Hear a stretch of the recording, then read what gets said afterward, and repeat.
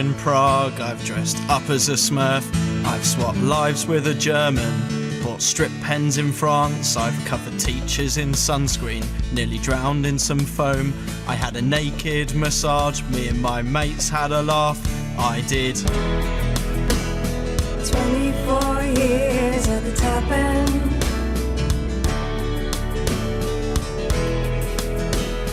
24 years.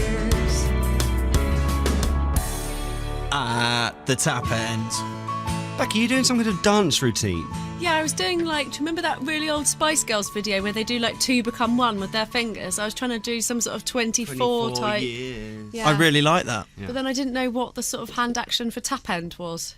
Maybe you put your fingers around like that and then just do a sort of flowing motion. That just looks a little bit weird. No, that's not that. Anyway, where are we at? I'd like to take you to my 16th year at the tap end, if you're keen. I'm John Keane. I'm Keenan and Kel. I'm Shaking Stevens. I like that. Nearly Christmas, isn't it? You didn't ask me who John Keane was. Yeah, who is John Keane? He's a gentleman friend of mine. Is he? Yeah. He's not a celebrity. No. Yeah, I you're want John. to go punting with him. Who is he then? A gentleman friend. Right, that sounds weird. You also know him.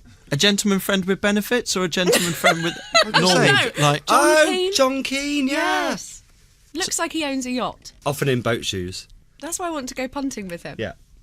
okay. Anyway, back to tap end. Right, I'm back to- John, you're Keenan and Kel, and you're Shaquille Stevens. Yes, Good. And I'm ready. It's like being at a pantomime, this, isn't it?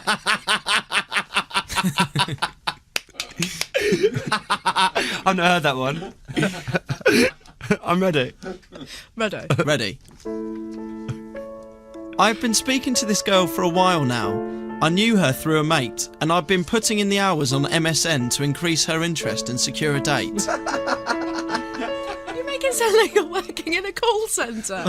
Yeah. All communications were done on MSN back then. Well, so you grafted hard on this one. I spent, it was a lot of work. Her name was Maud. No, it wasn't. No, You're right. that's a stage name. I've had to give a stage name here. Why did you choose Maud? I was just trying to think of an old name to sort of keep it away from...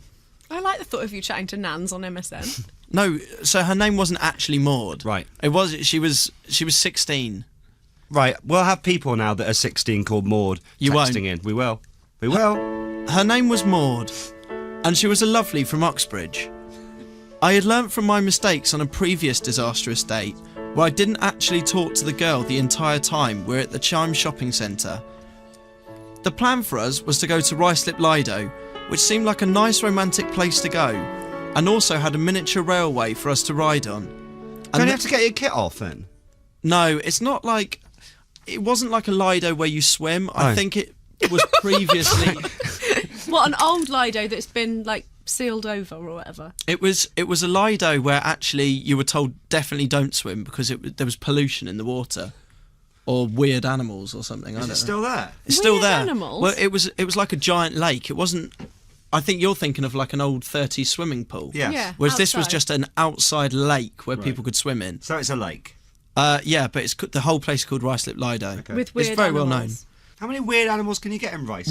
I think there was weird pollution things, so you weren't allowed in the water. So I imagine there was like these mutant animals in there, like three-eyed fish and stuff like that.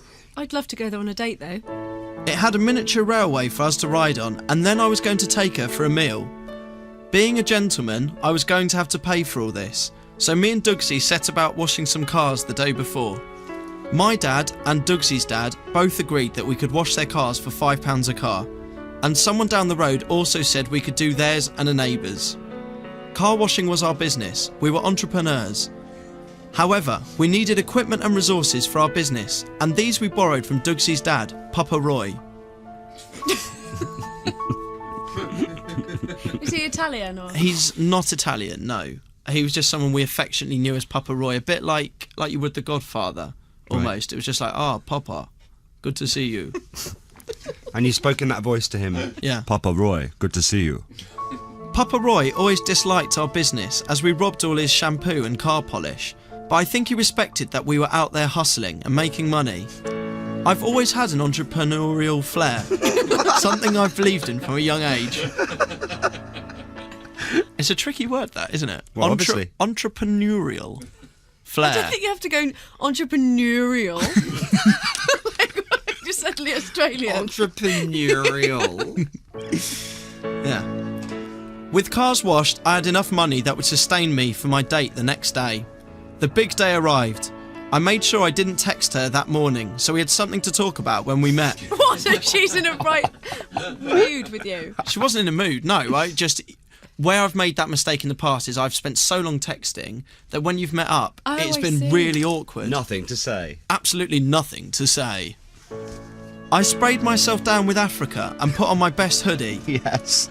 I boarded the H13 bus which terminated at Ruislip Lido and waited around for a bit for Maud to arrive. She was dropped off by her father, which was an awkward start to proceedings. She got out the car and I pretended not to see her to avoid the awkward walk for her as she walked towards me. She said hello and I did my best acting to make out that it was a pleasant surprise. Oh, hello. Is it a blind date? Um, Because the way you say that was like you thought she was going to be hot and then she turned out to be not such a lovely. no, it wasn't a blind date. It was just I made out it was a pleasant surprise, like I hadn't noticed her being dropped off by her father and then walking towards me. But you'd met her before. Yes, yeah. Did you meet her on the internet? No, I did not meet her on the internet. Okay, there's nothing wrong with that. by No, the I way. did not. So you'd met Maud before. I'd met Maud before through her cousin. Right. Through your cousin? Through her cousin. Are you cousins? No, we're not cousins. What? No, we're not cousins. You met her on the internet and she's your cousin. No, this story's gone wrong. What if you went on a blind date with your cousin? I did not. Let me put this out there. I did To not go on a blind polluted date. lake. I did not. No, Did you not think when she got dropped off, oh, there's Uncle Harry? no, I didn't, because she wasn't my cousin. She wasn't called Maud. It wasn't. It was a polluted lake, but it was much more scenic than you're making out. Okay. She said hello, and I did my best acting to make out that it was a pleasant surprise. After some initial awkward chat, we went for a walk around the Lido. And luckily the weather was holding out for it. I could tell she was shy and felt a bit awkward, but at least we were talking unlike on the other date. It was definitely a good move not bringing Dugsy along to this one. We walked around the lake and had a very quick go in the play area. No, not like that. Where I impressed her with my skills on the swings. And What then did that involve? just Sit on it and go. no. I will. skills have you got? I will always take the swing to a dangerous level, to the point where people looking on would think he's about to go over. What, over the bar? Yeah, a 360. Yeah. I'm almost like a stunt swinger, if you will.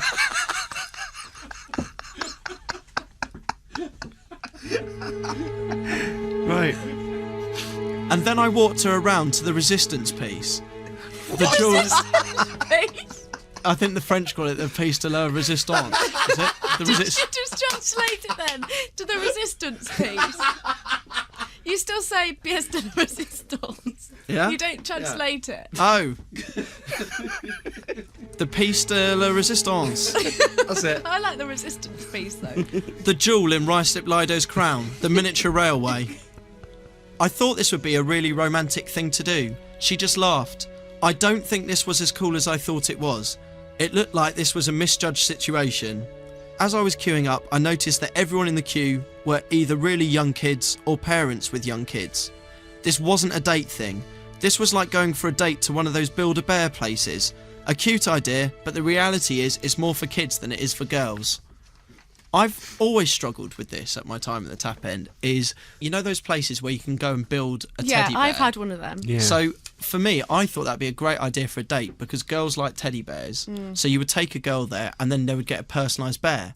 Now the reality of what goes on in there is if you do take a girl there, you have to sing songs Yeah. and you're Yeah. sitting there amongst a whole group of toddlers. Toddlers, yeah. And it lasts forever. Did you record a message to go in it? I didn't know. It's a long process. Because I had one, and my mum only a few weeks ago had to like open up the bear, like unstitch him, take out this thing because it's got my ex-boyfriend's voice going. Bah, bah, bah, bah, bah. Oh no! You went on a then date there. my stepdad, and then my stepdad had to actually smash it with his foot, and it was still going, but now he's sounding like this. So then we had to put it in a glass of water until it finally stopped.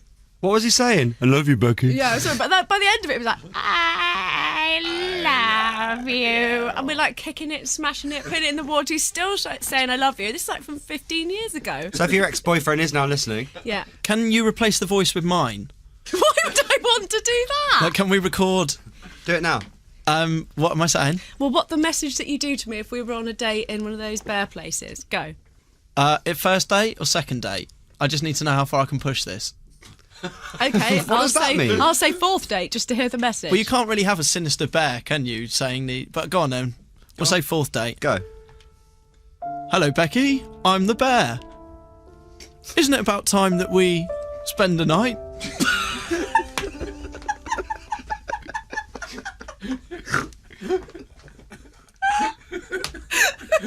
Please put that in a bear.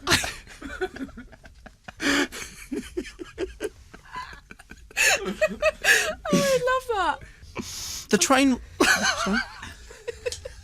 That's where my ex-boyfriend went wrong. I'd still be with him if he'd done that. As we got off the train, she didn't seem too happy. My plan was to at least be holding her hand by now, but the situation felt awkward and it didn't seem like the right time. I took control of the situation, walking her to the bus stop to take her for some food.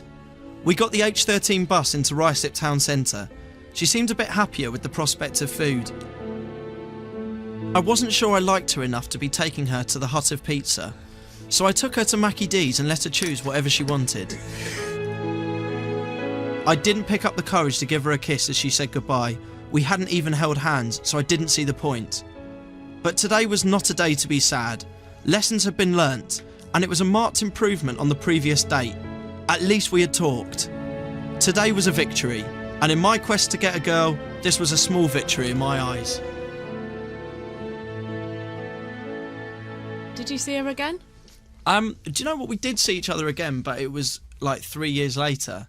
Does that count? I can't work it out. Second date? So the date went well. So she'll know, if she's listening, she'll know who she is. Hi, she'll know Maud. well, she's not called Maud, that's the stage name, but she'll know who she is. Theme tune. I've boshed banter in Prague, I've dressed up as a Smurf, I've swapped lives with a German, bought strip pens in France, I've covered teachers in sunscreen, nearly drowned in some foam, I had a naked massage, me and my mates had a laugh, I did. 24 years at the top end.